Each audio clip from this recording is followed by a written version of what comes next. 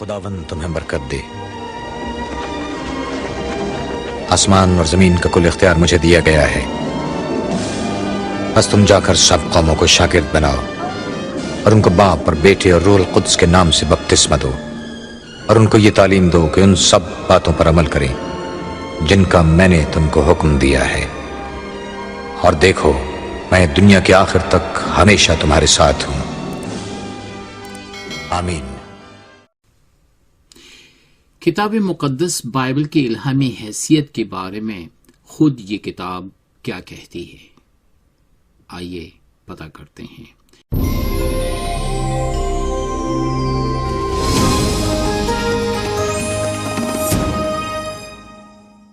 لفظ بائبل سے مراد کتابوں کا مجموعہ ہے۔ اسے کتاب، کلام الہی، کلام مقدس اور بائبل مقدس کے نام سے بھی موسوم کیا جاتا ہے۔ تقریباً 40 مختلف بزرگوں نے 1500 سال کے طویل عرصے میں اسے قلم بند کیا۔ انہوں نے 3 مختلف زبانیں استعمال کیں اور اسے 3 مختلف براعظموں میں بیٹھ کر لکھا۔ عہد عتیق کا کثیر حصہ عبرانی میں لکھا گیا اور کچھ ارامی زبان میں۔ نیائے نامہ یا عہد جدید رائج الوقت یونانی زبان میں تحریر کیا گیا۔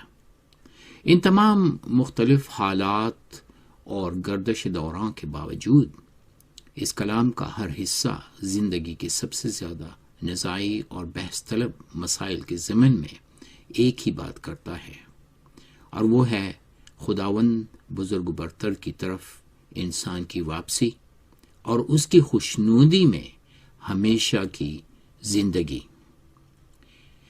کلام مقدس کا پہلا حصہ خدا کے اس عہد اور شراکت کے بارے میں ذکر کرتا ہے جو اس نے بنی اسرائیل کے ساتھ قائم کیا اور ان کی طرف پیغمبر اور خدا رسیدہ بزرگوں کو بھیجا تاکہ نیک زندگی گزارنے کی تلقین کریں۔ اس میں بنی اسرائیل کی زندگی کے مد و جزر، ان کی نافرمانی، سزا اور توبہ کا ذکر بھی آتا ہے۔ اسی طرح سے آنے والے زمانے کے بارے میں پیشن گوئیاں ہیں کہ خدا ایک نیا عہد بنی اسرائیل سے باندھے گا جس میں تمام دنیا کے لوگوں کو بھی شامل کیا جائے گا۔ اس عہد کی تکمیل حضور المسیح کی آمد میں پوری ہو گئی۔ ان باتوں کا ذکر کلام مقدس کے دوسرے حصے یعنی نئے عہد نامے میں آتا ہے۔ المسیح کی حیات طیبہ کے علاوہ اس عہد نامے میں آپ کے ابتدائی پیروکار یعنی تابعین، ان کی تعلیمات، روح القدس کی عنایت اور رہنمائی اور نصائح کا ذکر موجود ہے۔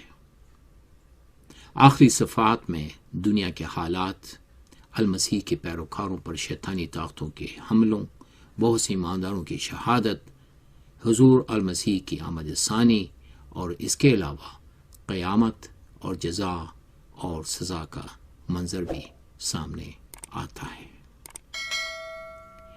بائبل مقدس خدا کے مکاشفے کا الہامی ریکارڈ ہے، اور وہ ہستیاں جنہوں نے اسے قلم بند کیا ان کی رہنمائی خداوند تعالی نے خود روح القدس کے وسیلہ سے کی۔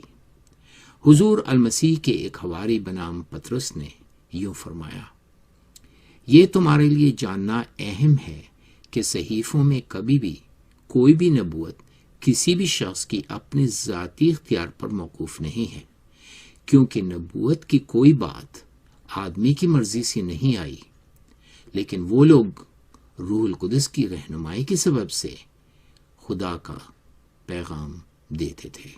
دوسرا پطرس۔ خدا بزرگ برتر نے اپنا کلام نہ صرف عام انسانی زبان میں نازل کیا بلکہ مختلف ادبی اصناف جیسے تاریخی بیان، شاعری، ضرب الامثال، تبلیغی اوصاف اور ناصحانہ انداز بھی استعمال کیے۔ یہی وجہ ہے کہ اس کلام میں یہ ہدایت ہے کہ ہر ایک صحیفہ جو خدا کے الہام سے ہے تعلیم اور اصلاح اور راست بازی میں تربیت کرنے کے لیے فائدہ مند بھی ہے، تاکہ مرد خدا کامل بنے اور ہر ایک نیک کام کے لیے بالکل تیار ہو جائے۔ دوسرا تیموتھیوس۔ مسیحیوں کے علاوہ کسی مسلمان کے لیے بھی یہ کوئی نیا تصور نہیں، کیونکہ قرآن کی تعلیمات میں بھی وحی اور الہام جیسے الفاظ کا ذکر آتا ہے کہ خدا تعالیٰ نے اپنے ان بندوں پر وحی اور الہام نازل کیے جن کو خاص مقصد کے لیے اس نے چنا۔ دراصل قرآن یہ بھی بتاتا ہے کہ حضور المسیح کے حواریین پر بھی وحی اتری۔ سورہ المائدہ آیات 111۔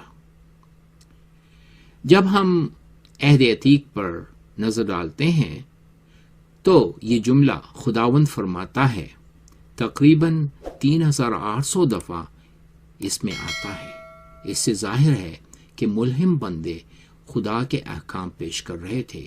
ان بندگان خدا میں ایسی ہستیاں شامل ہیں جن کا ذکر قرآن میں بھی آتا ہے، مثلا حضرت موسیٰ، حضرت داؤد، حضرت سلیمان اور دیگر جیسے حضرت یونس اور حضرت ایوب وغیرہ ہوں۔ آئیں کچھ اہم مثالیں دیکھتے ہیں۔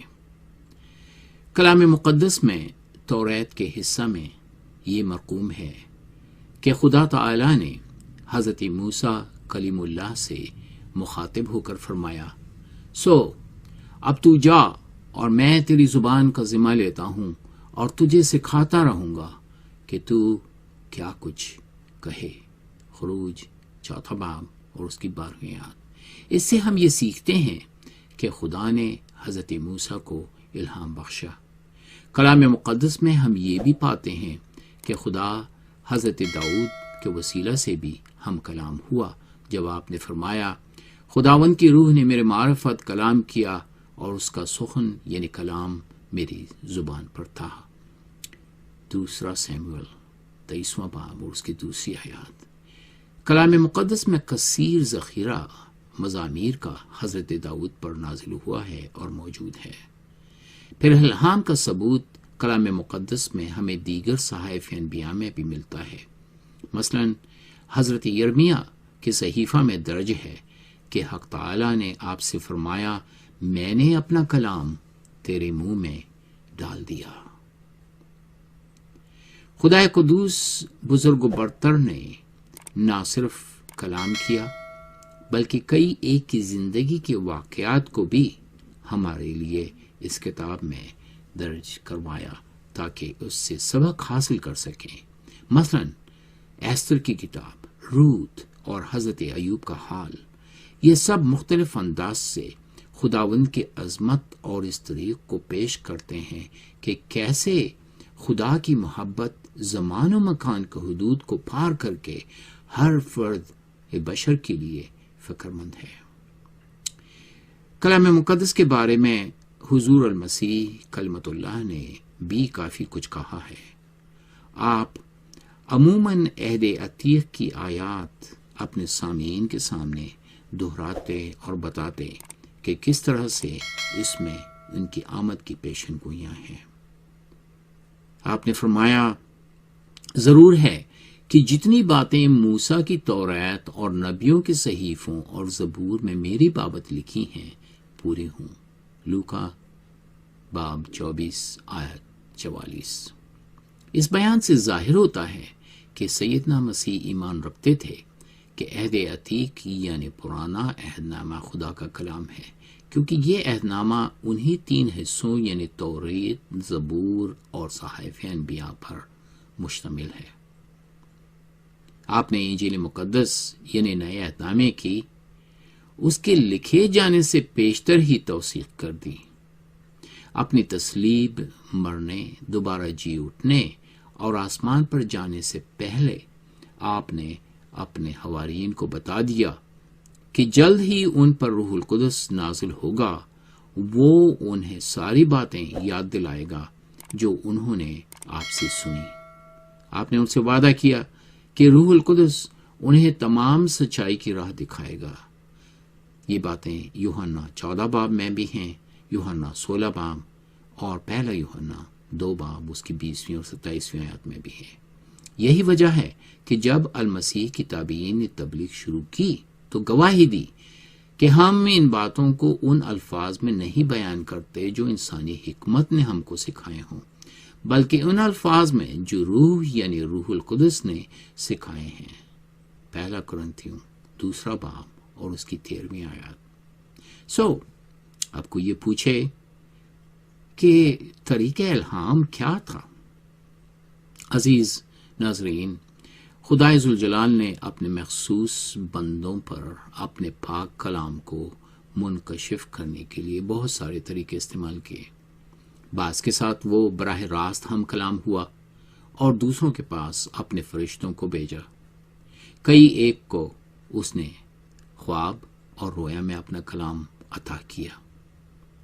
پھر انہوں نے اپنی ذہانت اور ذاتی اسلوب کو کام میں لاتے ہوئے اس کلام کو لکھوایا یا اسے اپنی زبان سے لوگوں تک پہنچایا۔ حق تعالی نے بسا اوقات انہیں آزادی بخشی کہ وہ اسے اپنے ذاتی پس منظر، شخصیت، ذخیرے الفاظ اور اسلوب میں لکھیں اور منادی کریں۔